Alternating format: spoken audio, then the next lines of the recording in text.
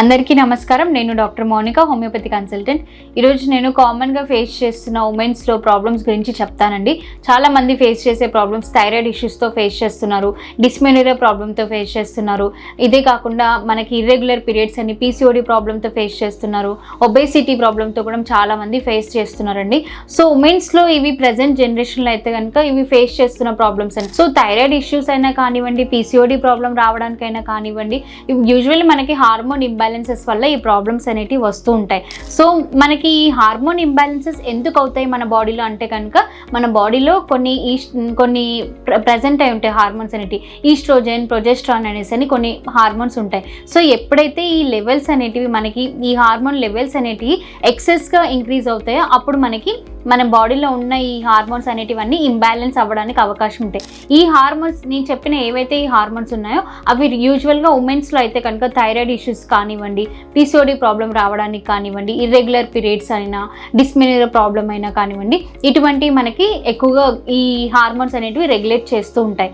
So మనకి ఈ thyroid ఇష్యూతో suffer అవుతున్నప్పుడు మనకి ఏంటంటే మన బాడీలో యూజువల్లీ కొంతమంది వెయిట్ గెయిన్ అవుతారు, కొంతమంది వెయిట్ లాస్ అవుతారు. దాంతోపాటు మనకి స్లీప్ డిస్టర్బెన్స్ అనేది ఉంటుంది, నెక్స్ట్ కాన్స్టిపేషన్ అనేది ప్రజెంట్ అయి ఉంటుంది, హెయిర్ ఫాల్ అనేది కనిపిస్తూ ఉంటుంది. సో ఇటువంటి సిమ్టమ్స్ అనేవి మనకి థైరాయిడ్లో కనిపిస్తుంటాయి. పీసీఓడి ప్రాబ్లంకి వచ్చేసరికి మనకి యూజువల్గా పీసీఓడిలో అయితే కనుక మనకి పీరియడ్స్ ఇర్రెగ్యులర్ అవ్వడం కానివ్వండి, డిలేడ్ రావడం కానివ్వండి, లేదా ఎక్సెస్గా బ్లీడింగ్ అవ్వడం కానివ్వండి, సిస్ట్ ఫార్మేషన్ అవ్వడం వల్ల మనకి స్టమక్లో పెయిన్ ఉండడం కానివ్వండి, లోవర్ అబ్డామిన్లో కూడా పెయిన్ కనిపించడం కానివ్వండి, స్లీప్ డిస్టర్బెన్సెస్ ఉండడం కానివ్వండి, వెయిట్ గెయిన్ అవ్వడం కానివ్వండి, ఇటువంటి సిమ్టమ్స్ అనేవి మనకి పీసీఓడిలో కనిపిస్తాయి. అండ్ ఇదే కాకుండా మేజర్గా అయితే కనుక మనకి పీసీఓడి ప్రాబ్లంలో అయితే కనుక అన్వాంటెడ్ హెయిర్ గ్రోత్ అనేది మనం ఎక్కువగా చూస్తాం. అంటే అన్వాంటెడ్ హెయిర్ గ్రోత్ అంటే మనకి ఫేషియల్ ఏరియాలో, ఫేస్ దగ్గర, చీక్స్ దగ్గర, చిన్ దగ్గర కానివ్వండి మనకి ఫేషియల్ హెయిర్ గ్రోత్ అనేది కనిపిస్తూ ఉంటుంది. నెక్స్ట్ మనకి ఐస్ దగ్గర డార్క్ సర్కిల్స్ అనేటివి కనిపిస్తూ ఉంటాయి, హెయిర్ ఫాల్ ఉంటుంది, స్లీప్ డిస్టర్బెన్సెస్ ఉంటాయి, కాన్స్టిపేషన్ ప్రాబ్లం ఉంటుంది, పీరియడ్స్ ఇర్రెగ్యులర్ ఉంటాయి లేదా డిలేడ్ కనిపిస్తూ ఉంటాయి, క్లాట్స్ రిలీజ్ అవుతూ ఉంటాయి. మనకి ఇటువంటి సిమ్టమ్స్ అనేటివి మనకి పీసీఓడిలో కనిపిస్తూ ఉంటాయి. మోస్ట్ ఆఫ్ ద ప్రజెంట్ అయితే కనుక యూజువల్గా వర్క్ స్ట్రెస్ వల్ల కానివ్వండి, ఫ్యామిలీ టెన్షన్స్ వల్ల కానివ్వండి చాలామంది ఉమెన్స్ అయితే కనుక ఫేస్ చేస్తున్నారు ఈ పీసీఓడి ప్రాబ్లంతో. అండ్ ఇది ఏంటంటే మనకి యూజువల్లీ ఈ పీసీఓడి ప్రాబ్లం అనేది యంగ్ స్టూడెంట్స్లో కూడా వస్తుంది, అడల్ట్ ఏజ్ గ్రూప్ వాళ్ళల్లో కూడా, like 14 years 15 years age group వాళ్ళల్లో కూడా మనము ఈ పీసీఓడి ప్రాబ్లం అనేది గమనిస్తున్నాం ఎక్కువగా.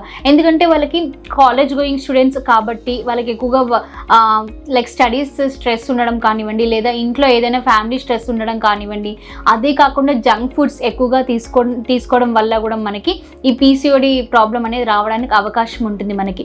సో ఇలాంటివి కొన్ని ప్రికాషన్స్ తీసుకుంటే కనుక మనము లైక్ జంక్ ఫుడ్స్ అనేటివి అవాయిడ్ చేసేసి కంప్లీట్గా మనం యోగా, మెడిటేషన్, ఫిజికల్ యాక్టివిటీస్ లాంటి ఎక్సర్సైజెస్ లాంటివి చేసుకొని డైలీ వాకింగ్ చేయడం కానివ్వండి, ఇటువంటివి చేస్తే కనుక ప్రికాషనరీ మెజర్స్, డైట్ కూడా మనము ఒక ప్రాపర్ డైట్ అనేది పెట్టుకొని, న్యూట్రిషనల్ డైట్ అనేది పెట్టుకొని వాడుకుంటే కనుక మనము ఇలాంటి ప్రికాషన్స్ తీసుకుంటే కనుక మనకి పీసీఓడి ప్రాబ్లంతో కూడా సఫర్ అవుతుంటే కనుక దాని నుంచి బయట అవకాశం అనేది 100%గా ఉంటుంది మనకి. యూజువల్లీ ఏంటంటే మనకి చాలామంది పీసీఓడి ప్రాబ్లం రాగానే సిస్ట్లు పెద్దగా ఉన్నాయి, సర్జరీ చేసేసుకుందాము అనుకుంటారు. కానీ సర్జరీ చేశాక కూడా మళ్ళీ అవి రిపీట్ అవుతుంటాయి. సో ఇలాంటి ప్రాబ్లంకి అయితే కనుక హోమియోపతిలో మెడిసిన్స్ అనేవి అవైలబుల్గా ఉన్నాయి, ఎటువంటి సర్జరీ అనేది అవసరం లేదు.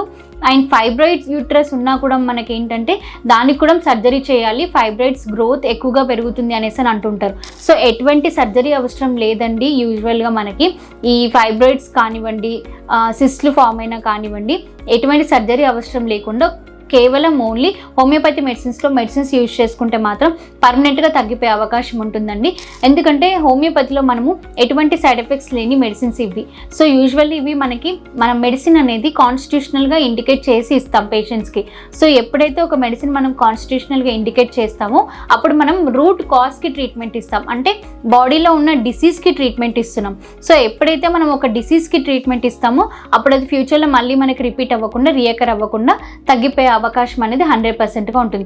సో ఎటువంటి సైడ్ ఎఫెక్ట్స్ లేని మెడిసిన్స్, 0% సైడ్ ఎఫెక్ట్ లేని మెడిసిన్స్ అండి హోమియోపతి మెడిసిన్స్ అనేటివి. ఇవి న్యాచురల్గా చెట్ల నుంచి ప్రిపేర్ చేసేటివండి.